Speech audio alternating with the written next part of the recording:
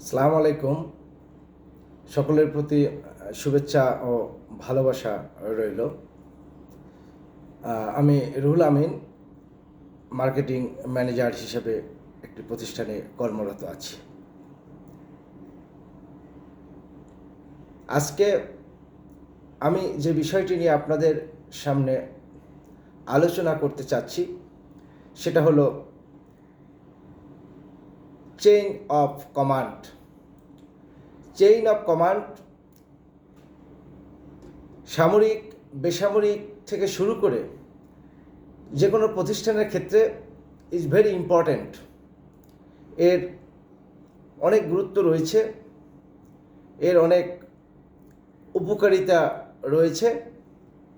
আজকে আমি chain of command কি এবং চেইন অফ কমান্ড এর উপকারিতা অপকারিতা এবং চেইন অফ কমান্ড যদি না মেনে চলা হয় সেক্ষেত্রে প্রতিষ্ঠানের ক্ষেত্রে বা ব্যক্তির ক্ষেত্রে কি নেগেটিভ এবং পজিটিভ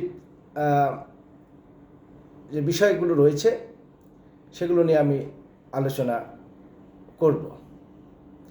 আগেই আমি বলতে চাই যে চেইন অফ কমান্ড কি।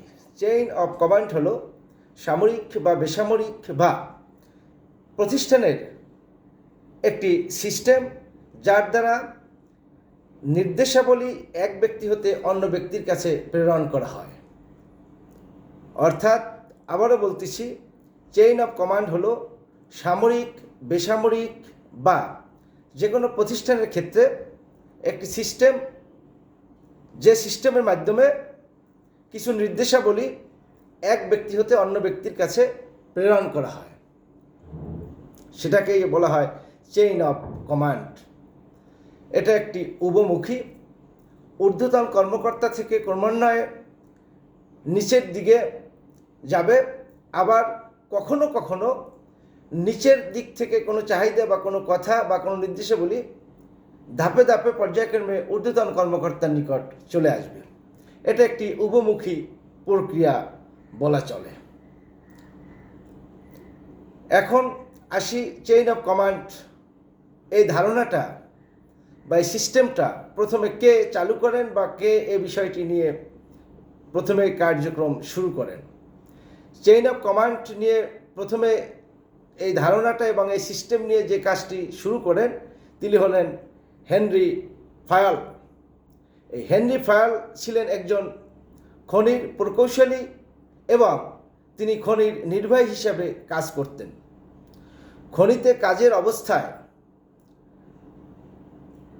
বা কার্য সম্পাদন করাকালীন উনি কাজের অবস্থা এবং শ্রম বিভাজনের উন্নতির জন্য একটি প্রচেষ্টা চালিয়েছিলেন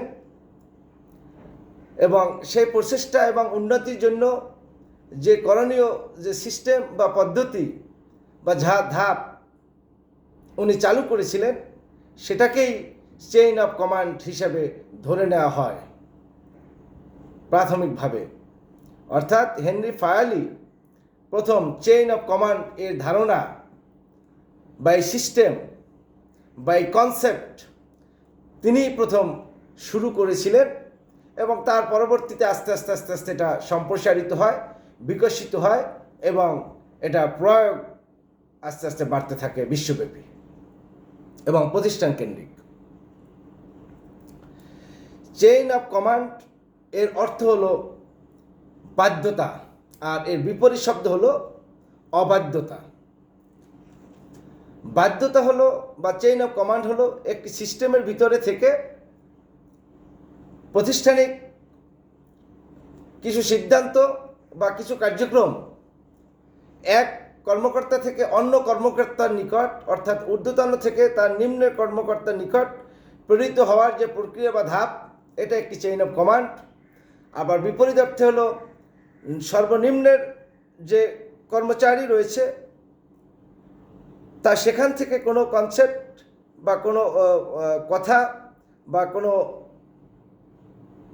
ধাপ বা কোনো কার্যক্রম ক্রমান্বয়ে উপরের দিকে কর্মকর্তার দিকে সম্প্রসারিত হওয়া বা চলে আসা, মানে এক ব্যক্তি থেকে তার ঊর্ধ্বতন কর্মকর্তার নিকট প্রেরণ, সেখান থেকে তার ঊর্ধ্বতন কর্মকর্তার নিকট প্রেরণ, এই ধাপটাকেও বলা হয় চেইন অফ কমান্ড। এটি একটি উভমুখী সিস্টেম। একটি প্রতিষ্ঠানের ক্ষেত্রে, প্রতিষ্ঠানের উন্নয়নের ক্ষেত্রে এবং প্রতিষ্ঠানকে সামনের দিকে দ্রুততম সময়ের মধ্যে এগিয়ে নেওয়ার ক্ষেত্রে এই চেইন অফ কমান্ডের গুরুত্ব অপরিসীম। অর্থাৎ আর এর অবাধ্যতা বা চেইন অফ কমান্ড ভেঙে পড়া বলতে বোঝায় ইচ্ছাকৃতভাবে একজন ঊর্ধ্বতন ব্যক্তির বা ঊর্ধ্বতন কর্মকর্তার আইনানুগ নিয়মাবলী বা আদেশকে অমান্য করাকেই বলা হয় চেইন অফ কমান্ড ভেঙে পড়া। আর এর যে রেজাল্ট অত্যন্ত ভয়ানক। এক্ষেত্রে প্রতিষ্ঠানের বিশৃঙ্খলা দেখা দেয়, প্রতিষ্ঠানের গতি স্থবিত হয়ে যায় এবং প্রতিষ্ঠানের যে ইমেজ এবং প্রতিষ্ঠানের যে উন্নয়নের ধারাটা এবং সামনে এগিয়ে যাওয়ার যে স্পৃহা বা যে গতি, সেটা নষ্ট হয়ে যায় এবং প্রতিষ্ঠানটাকে এক পর্যায়ে প্রতিষ্ঠানটা ধ্বংস হয়ে যায়। ব্যাপক ক্ষতি হয় চেইন অফ কমান্ড যখন ভেঙে পড়ে। অতএব যে কোনো প্রতিষ্ঠানের ক্ষেত্রে তার একটি চেইন অফ কমান্ড গড়ে তোলাটাই হলো সবচেয়ে বেশি ইম্পর্টেন্ট বিষয়। যে প্রতিষ্ঠানের চেইন অফ কমান্ড যত বেশি মজবুত থাকে এবং যত বেশি কার্যকর থাকে, সেই প্রতিষ্ঠানে তত বেশি সামনের দিকে এগিয়ে যায় এবং দ্রুততম সময়ের মধ্যে সে সফলকাম হয় এবং সামনের দিকে আরও এগিয়ে যেতে থাকে। আর যে প্রতিষ্ঠানের চেইন অফ কমান্ড যত দুর্বল থাকে, সেই প্রতিষ্ঠানে কোনো ডিসিশন বা সিদ্ধান্ত নিতে অনেক দেরি হয় এবং সেই প্রতিষ্ঠানের গতিটা মন্থর থাকে এবং প্রতিষ্ঠানকে সামনের দিকে এগিয়ে নেওয়া অনেক দ্রুহ বা কষ্টসাধ্য হয়ে যায়। অতএব আমি যে কথাটা বলবো যে প্রতিষ্ঠানের সর্বক্ষেত্রে চেইন অফ কমান্ড মেনে চলাটাই ইম্পর্টেন্ট বিষয়, আর এটা মেনে চলা উচিত এবং এটা মানতে হবে যদি প্রতিষ্ঠানকে আপনি সামনের দিকে রান করাতে চান। এখন একটি বিষয় হলো, আমাদের দেশে, আমাদের বাংলাদেশের প্রেক্ষাপটে কিছু কিছু প্রতিষ্ঠান রয়েছে যেখানে চেইন অফ কমান্ড আছে কিন্তু সেটা মান্য করা হয় না। আবার প্রতিষ্ঠানে কিছু ব্যক্তিবর্গ রয়েছে যারা এতই অপদার্থ, গর্দভ এবং মূর্খ টাইপের থাকে, বলতে গেলে এক কথা গাছ বলদ। তাদের মাধ্যমে প্রতিষ্ঠানের চেইন অফ কমান্ড ভেঙে যায় এবং চেইন অফ কমান্ড প্রতিষ্ঠা করা যায় না এবং এই প্রতিষ্ঠানের চেইন অফ কমান্ড বা প্রতিষ্ঠানকে সামনের দিকে এগিয়ে নিতে চাইলেও তাদের কারণে অনেকটা বাধাগ্রস্ত হয় এবং ধীর গতি সম্পন্ন হয়ে পড়ে। কোনোটা আছে ইচ্ছাকৃত, আবার কেউ আছে অনিচ্ছাকৃতভাবে করে।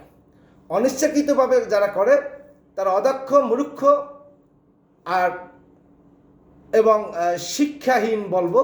প্রতিষ্ঠানিক কোনো নলেজ বা প্রাতিষ্ঠানিক কোনো কনসেপ্ট বা প্রতিষ্ঠানের ভালো অর্থে তারা কোনো মেধার চর্চা তারা করেন না এবং প্রতিষ্ঠান নিয়ে তারা ভাবেন না। আর এক প্রকৃতির মানুষ রয়েছে যারা গাদ্দার টাইপের এবং এদের বলবো গাছ বলদ। এরা মূলত নিজেকেই সবসময় জানান দিয়ে এগিয়ে নিয়ে যেতে চায়, কিন্তু এদের নিজের যে কাজটা সেটাও তারা বোঝেন না এবং তার ঊর্ধ্বতন কর্মকর্তারা কী করবেন না করবেন সেই ব্যাপারে তারা সাজেশন দিতে আসেন। পক্ষান্তরে নিজের কাজটাই তারা নিজে বুঝেন না এবং তারা তাদের যে দল বা তাদের যে টিম তার অধীনস্থ সেখানেও তারা ব্যর্থতার পরিচয় দেয়। একদিকে তারা ঊর্ধ্বতন কর্মকর্তাদের নিয়মকানুন তাকে অগ্রাহ্য করে, অন্যদিকে প্রতিষ্ঠানের নিয়মকানুন, বাধ্যবাধকতা বা চেইন অফ কমান্ড তার অবস্থান থেকে তার লোয়ারের দিকে যারা থাকে সেখানেও তারা প্রতিষ্ঠান এস্টাবলিশ হতে পারে না, যে কারণেই তারা প্রতিষ্ঠানকে ব্যাক গিয়ারে বা প্রতিষ্ঠানকে পিছনে নিয়ে যায় এবং তাদের দ্বারা প্রতিষ্ঠান ক্ষতির সম্মুখীন হয়। অতএব এই সকল গাছ বলদ এবং অধর্ম মূর্খ টাইপের এবং যাদের প্রফেশনালিজম বা প্রফেশনের নিয়মকানুন বলতে তাদের কোনো ধারণা নেই এবং প্রতিষ্ঠানের যে চেইন অফ কমান্ড সে সম্পর্কে তাদের ধারণা নেই, এ জাতীয় লোকদেরকে হয় প্রতিষ্ঠান থেকে বের করে দেওয়া উচিত অথবা তাদেরকে যথাযথভাবে শিক্ষার আওতায় নিয়ে এসে তাদের প্রফেশনালিজম এবং চেইন অফ কমান্ড সম্পর্কে ভালো ধারণা দিয়ে তাদেরকে প্রতিষ্ঠিত করা উচিত বলে আমি মনে করি। তো আজকে এ পর্যন্তই। ভালো থাকবেন, সুন্দর থাকবেন। আসসালামু আলাইকুম।